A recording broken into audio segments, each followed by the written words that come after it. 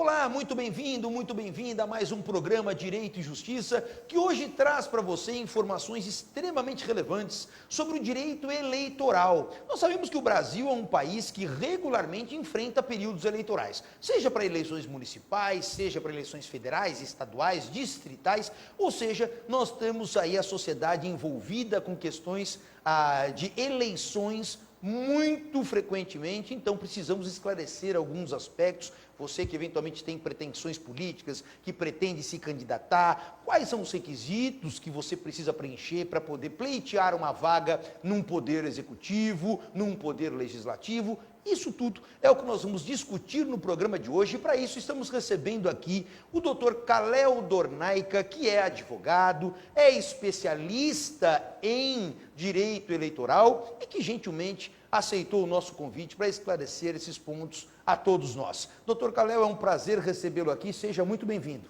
Eu que agradeço, Léo, um bom dia para você, um bom dia para o telespectador. Dr. Kalel, eu já quero começar perguntando então o seguinte: como é que nós devemos entender essa questão do período eleitoral? As eleições são cada vez mais assunto dentro de rodas de amigos e daí por diante. Quando nós pensamos em eleições, a partir de que momento a estrutura da justiça eleitoral, dos partidos, começa a se preparar de fato para esse pleito futuro? É uma ótima pergunta, Léo. Bom, vamos lá. As convenções partidárias, que a gente pode colocar aí como um início da movimentação, do pessoal se interessando, do pessoal começando aquela disputa intrapartidária, ou seja, quem que vai sair candidato dentro dos próprios partidos. Ela tem um período fixo disponibilizado já na legislação, que é do dia 20 de julho a 5 de agosto.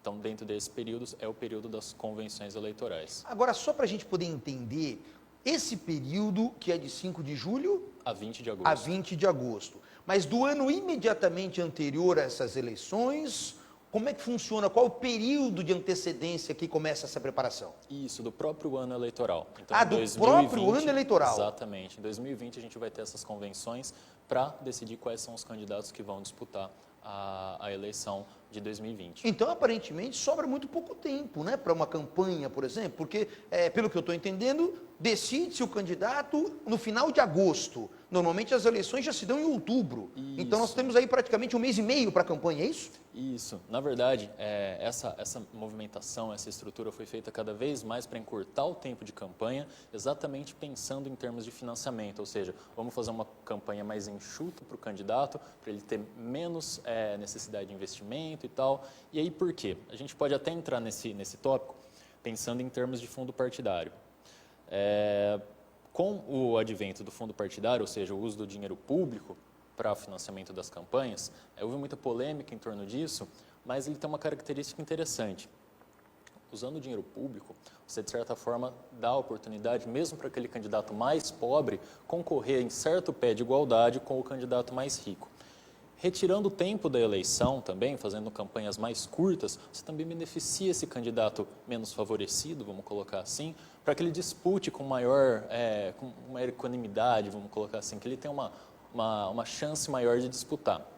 Então, o tempo de eleição foi reduzido também pensando nisso. Perfeito. Agora, nós sabemos que toda vez que falamos de pleito eleitoral, nós temos as pessoas que pretendem ocupar esses cargos, mas nós temos do outro lado uma quantidade gigantesca, todos os brasileiros aptos a isso, que preenchem os requisitos, com a obrigatoriedade de votar, né? Esse é um ponto interessante, se comparado com outros países.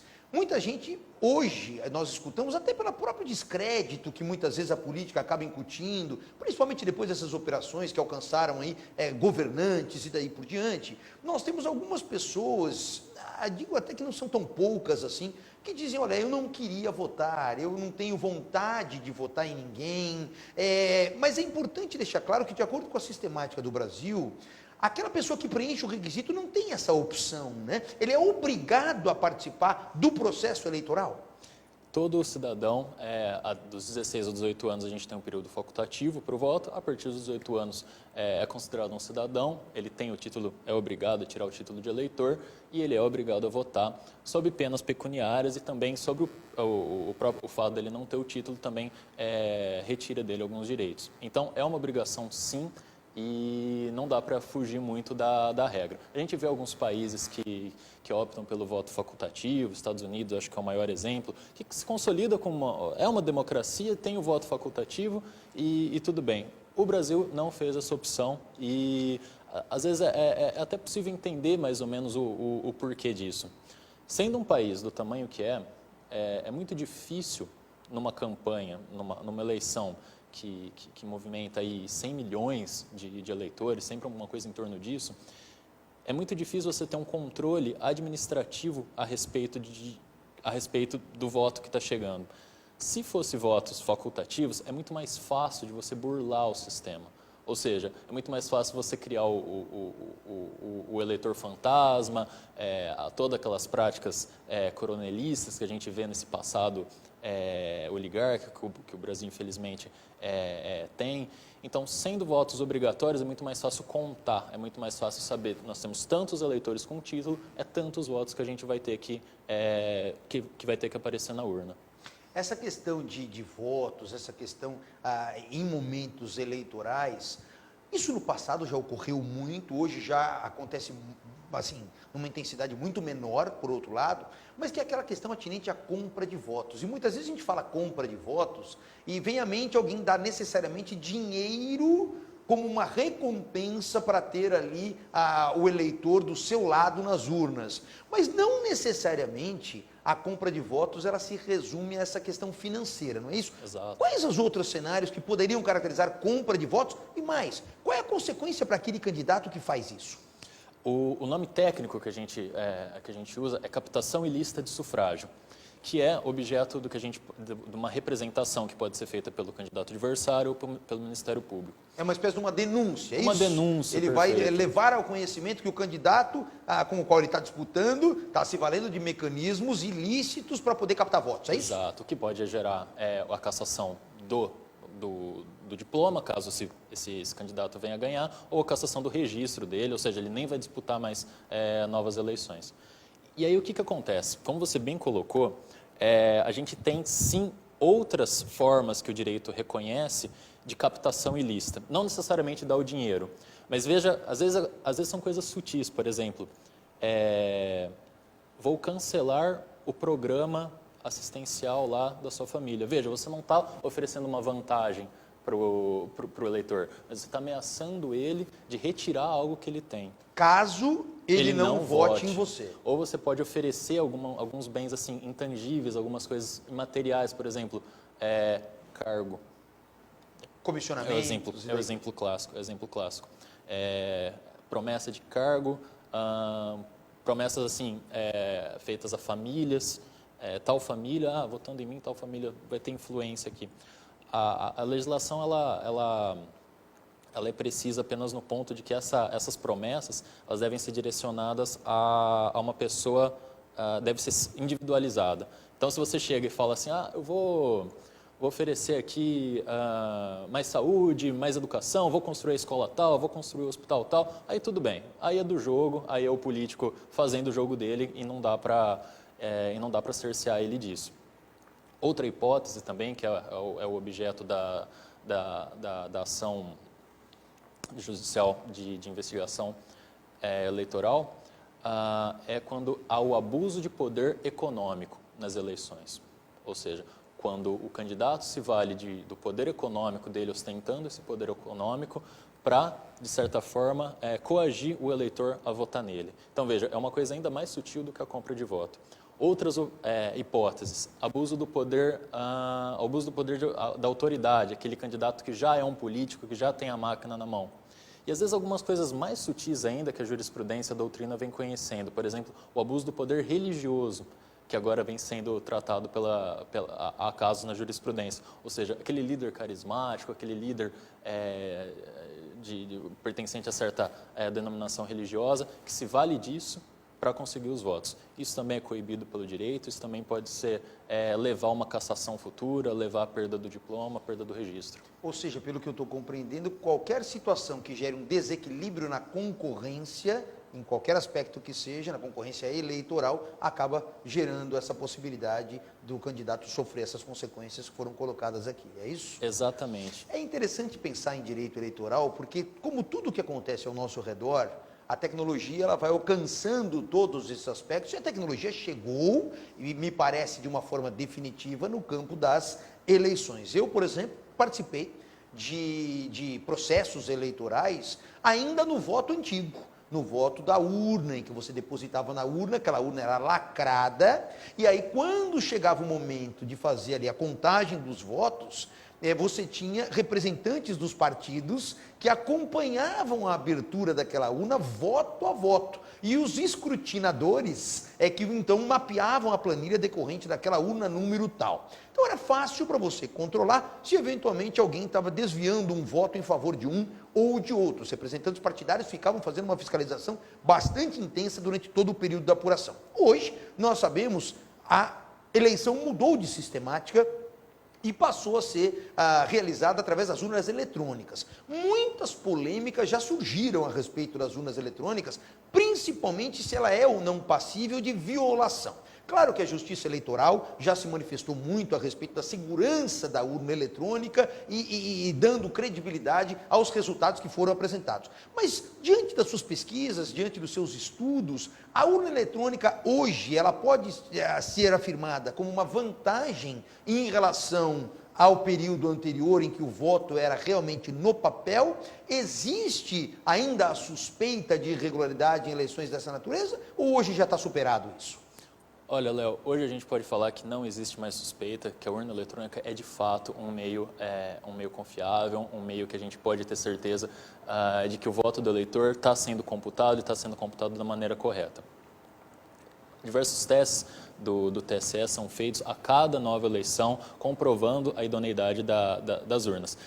Eles fazem aquele sistema de deixar uma urna separada para o eleitor, para fazer diversos testes com ela, e aí eles comprovam no dia do pleito que os votos foram iguais. É um sistema meio complexo que eles usam. Mas é um sistema de checagem. Um sistema de checagem, exatamente. O que é muito polêmico em relação à urna eleitoral é aquela ideia meio mítica assim, que a gente tem do hacker, que o hacker vai entrar pela internet problema, né? E vai mudar o resultado. Mas isso é uma coisa impossível mesmo de acontecer, porque o sistema de compartilhamento de dados da Justiça Eleitoral no momento do pleito não é a internet, é uma intranet, ou seja, é um sistema próprio feito para aquele momento de contagem dos votos.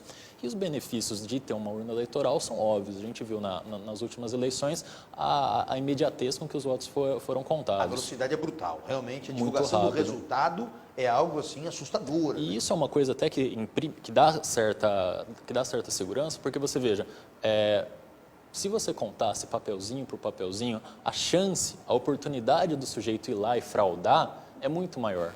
Porque a gente não ia contar 100 milhões de eleitores num curto espaço de tempo. Então, a oportunidade de fraude, por esse espaço de tempo ser maior, ela aumenta também. Então, com o sistema eletrônico, a gente pode garantir que sim, a gente tem um sistema muito mais célere, um sistema confiável e que é um sistema que vai continuar, não tem motivo nenhum para haver nenhuma mudança nesse sentido. Em relação aos requisitos para as pessoas que vão votar, para os eleitores, muitas vezes nós sabemos que até e a imprensa divulga isso, até pessoas que estão cumprindo pena, pessoas que já foram condenadas criminalmente, também têm esse direito a voto. Então, o requisito para ser eleitor é um requisito puramente objetivo? É idade? Na verdade, é o direito político, a gente chama do direito político ativo, direito de votar. É o sujeito que tem o título de eleitor, é o critério de idade e o critério de ser brasileiro nato ou ter adquirido a naturalidade brasileira. Perfeito. E agora na outra ponta, para o indivíduo que quer se candidatar, quais são os requisitos que ele deve preencher para que ele possa disputar aquele pleito eleitoral? Via de regra, todo brasileiro que tem o direito político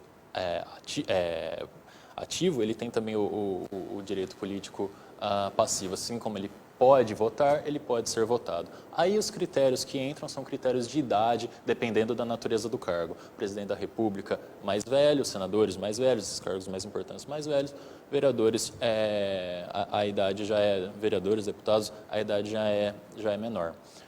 E o critério que ele mais deve se atentar é em relação à ineligibilidade, ou seja,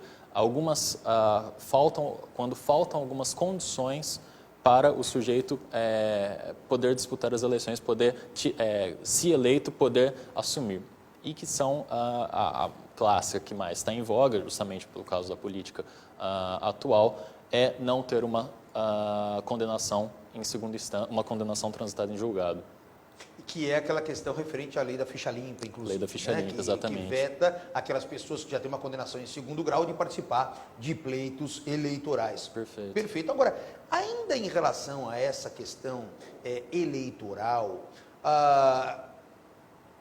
além dessa questão da idade, ele precisa estar filiado a algum partido político, seja ele qual for, ou aquela pessoa que não tem filiação partidária, ela também pode se colocar à disposição para ser votada? Atualmente, o direito brasileiro veda a ideia das candidaturas avulsas, das candidaturas sem filiação partidária e sem indicação do candidato na convenção eleitoral, na convenção partidária. Ou seja, é preciso sim um partido. Isso está sendo discutido atualmente, inclusive foi objeto de uma audiência pública feita pelo Supremo Tribunal Federal em Brasília, para debater essa questão a nível de um debate mesmo, ver quais são os anseios da população, se a população é uma ideia que chama atenção, é uma ideia que os brasileiros estão apoiando, se é necessário haver esforços do Legislativo ou uma possível interpretação da lei do Supremo Tribunal Federal para viabilizar isso. Mas, por enquanto, não é possível e se alguém pretende se lançar dessa forma, não é recomendável, porque com certeza vai chegar lá na frente e vai ter o problema com o registro. Isso tem alguma relação com aquela ideia de que o mandato não é da pessoa e sim do partido? Exatamente. No Brasil, a gente aceita essa teoria de que o mandato pertence ao partido. Inclusive, a questão agora que vai acabar entrando em voga a respeito da infidelidade partidária, ou seja, candidatos que abandonem seus partidos, não estamos falando de expulsão, que de livre e espontânea vontade abandonem seus partidos, eles vão ser alvo da chamada infidelidade partidária. É feita uma ação para que esses candidatos percam os mandatos ou, se a gente pode entender assim, que deixem o mandato para o partido pelo qual ele foi eleito.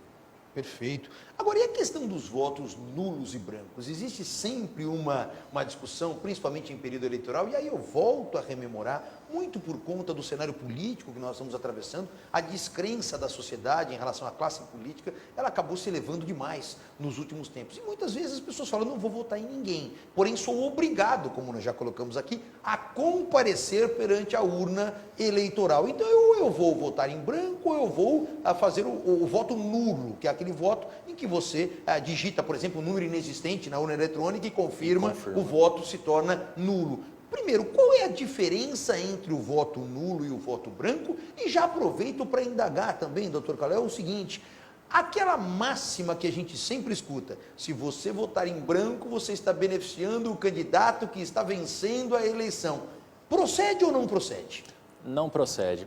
A rigor, a diferença atual de voto branco e voto nulo é nenhuma. Você pode optar por votar nulo, votar branco, você não vai estar ajudando nenhum candidato. Tanto o voto nulo quanto o voto branco, eles não beneficiam nenhum dos candidatos na disputa. Esse mito foi criado, na verdade, por uma conta que se fazia a respeito da distribuição de vagas para vereadores por conta do quociente eleitoral, mas a rigor isso não influencia em nada. Tanto o voto branco quanto o voto nulo, eles não são computados como votos válidos, então eles não têm nenhuma pertinência, vamos colocar assim, no pleito. Outra coisa que a gente percebe com assim, uma facilidade muito grande é a quantidade gigantesca que o Brasil tem de partidos eleitorais. Né? É tão fácil assim criar um partido político? Imagine que pessoas desejam... Agora nós vivenciamos, inclusive, muito recentemente, o próprio presidente do Brasil, o presidente Jair Bolsonaro, com esse intento da criação de um partido político. O porquê dessa multiplicidade de partidos políticos no Brasil e até que ponto isso prejudica, de fato, uma eventual eleição? E que a gente pode até questionar a ideia de um presidente ter sido eleito por um partido e agora vai criar um partido... Que, em tese, esbarraria na questão da infidelidade partidária, falamos há pouco, não? E nesse caso é importante até a gente fazer esse detalhamento. No caso das eleições majoritárias, ou seja, presidente e governador e prefeito, eles não recai sobre eles a infidelidade partidária. Esse aspecto é importantíssimo. Então, só para que a gente possa repetir, presidente, governador e prefeito? Isso, então eles podem, durante o mandato, trocar o partido por vontade própria, Exatamente. que sobre eles não recai essa ideia da infidelidade. Exatamente, exatamente. Aí, no caso da criação de um partido novo, que é uma ideia polêmica, né? Porque a gente já tem tanto partido e ainda tem vários outros em vias de ser registrado, se é fácil. Não é fácil pelo seguinte motivo. Primeiro, são necessários 101 fundadores, o que já não é um número assim fácil de você conseguir de pessoas interessadas em abrir um partido, de 9 estados da federação. Feito isso, feito um registro, o partido é criado enquanto uma pessoa jurídica de direito privado, como se fosse uma associação, um clube. Só que aí entram os requisitos da justiça eleitoral, que aí a coisa começa a complicar. E é exatamente esse dilema que a criação do Partido Aliança pelo Brasil esbarra, que é a obtenção de 0,5% de assinaturas do que houve de votos válidos na última eleição de candidatos a deputado. Quanto que é esse número atualmente? 492 mil eleitores precisam assinar e colocar seu título de eleitor. E aí, veja, a questão é assinar mesmo, com tinta, preenchendo mesmo. Surgiu a hipótese, foi aventada a hipótese da assinatura digital. Essa ideia parece que é uma ideia que não vai vingar, porque foi feita uma consulta ao tribunal e essa consulta sequer foi recebida, ou seja, um claro sinal de que isso não vai sequer ser cogitado. Então vai ter que ser sim uma assinatura de punho de cada eleitor, colocando seu número de eleitor na frente, no número de 492 mil eleitores. A gente sabe o quanto que isso dá trabalho, o quanto que isso vai ser difícil, e por isso o próprio presidente tem aventado que nas próximas eleições municipais provavelmente o partido recém-criado não disputaria. Um aspecto também que gera sempre uma discussão, principalmente agora, porque como nós já abordamos há pouco, a internet vem ganhando cada vez mais força em todos os cenários, inclusive eleitoral. Discutiu-se também o efeito das fake news em relação ao processo eleitoral. Aquele candidato que eventualmente é descoberto, propagando fake news, ou seja, aquelas notícias falsas, inverídicas a respeito de um concorrente àquele pleito, né? Quais são as consequências que a Justiça Eleitoral estabelece para aquele indivíduo que foi comprovadamente um disseminador de fake news? No caso da fake news, existe a peculiaridade que a gente precisa definir a fake news, ou seja, é aquela notícia comprovadamente falsa, não só falsa, mas feita com o intuito de prejudicar o outro candidato, chamada propaganda negativa. Existem os efeitos da propaganda antecipada negativa, que é uma pena de multa, e no caso da propaganda negativa durante o pleito, ou seja, quando o candidato quando já começou a disputa, aí a gente pode interpretar ou como um crime de difamação, difamação no pleito eleitoral, ou até uma calúnia, se for imputado algum crime a esse candidato, fala, não voto no sujeito porque esse sujeito roubou, aquele sujeito é responsável por matar alguém, qualquer coisa desse tipo. A imputação de crime é um falso crime, é um crime e ele vai ser responsabilizado também. Ou difamação e injúria, ou seja, chama ele faz alguma fofoca, de alguém, né? Ofensa da honra, cria aquele boato, aquele buchicho. Se colocar isso num meio de divulgação, a pena de multa ainda é aumentada e no caso ele incorre em crime eleitoral. Essa questão me fez lembrar uma situação que enfrentamos na última eleição estadual aqui em São Paulo, onde foi divulgado um vídeo do governador Dória, que, supostamente numa situação de infidelidade conjugal. Esse é um exemplo típico disso? Seria sim um exemplo de difamação, uma ofensa à honra ao deputado, só que aí a questão quem que a gente vai responsabilizar? Precisaria provar que o candidato adversário fez isso, ou que alguém a mando do candidato adversário, ou alguém que tivesse a anuência do candidato adversário tenha feito isso para que esse candidato adversário seja responsabilizado. E aí, chegando nesse candidato adversário, qual é a sanção, qual é a punição que ele teria por ter disseminado, por exemplo, uma fake news? Ele responde, nesse caso específico, seria uma ação penal e com penas relativas a cerceamento de direitos e, eventualmente, dependendo do que mais houver parando sobre ele, como você, criminalista, bem sabe, podendo chegar até a privativa de liberdade. E nessa questão, em âmbito eleitoral, ele perde o direito de concorrer àquele pleito ou não, comprovado que ele disseminou uma fake news de um candidato, outro, ou essa sanção ainda não chegou na justiça eleitoral, ela vai ficar alheia à justiça eleitoral, somente na esfera penal e até mesmo na esfera civil, numa eventual indenização, algo do tipo que seja atribuída a ele. A justiça eleitoral pune também especificamente esse comportamento, ou ela deixa para outras áreas do direito? O caso aí é interessante porque a justiça eleitoral não puniria em si, ela poderia punir por outros instrumentos por meio de uma multa. Mas, havendo a condenação criminal dele, haveria aquele problema da inegibilidade reflexa. Ou seja, ele passaria a ser punido pelo fato de ter se tornado um criminoso na lei da ficha limpa. Perfeito. E aí perderia o mandato, não poderia disputar novas eleições, enfim. A imprensa vem noticiando aspectos em relação aos chamados candidatos laranjas, né? Quer dizer, eu queria entender um pouquinho melhor o que é um candidato laranja e, mais do que isso, para que ele serve? Qual é a vantagem de um partido político, por exemplo, de, em tese, colocar um candidato laranja pleiteando uma vaga nas eleições? Uhum.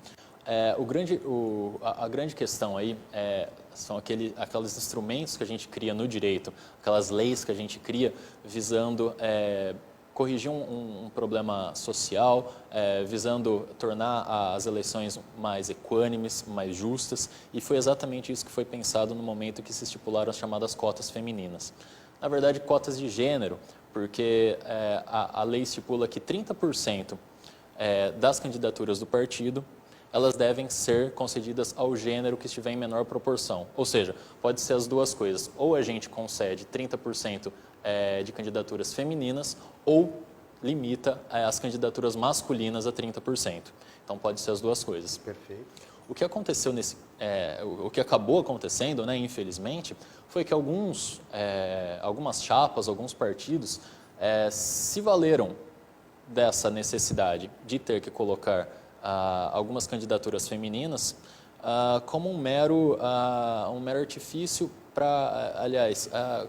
fizeram isso de uma forma simplesmente para cumprir aquilo que estava na lei. Então falaram, precisa colocar, então chama fulana de tal e coloca. Mas fulano de tal não é política, fulano de tal não tem a pretensão de vencer, mas tem que colocar, então vamos colocar. O que aconteceu?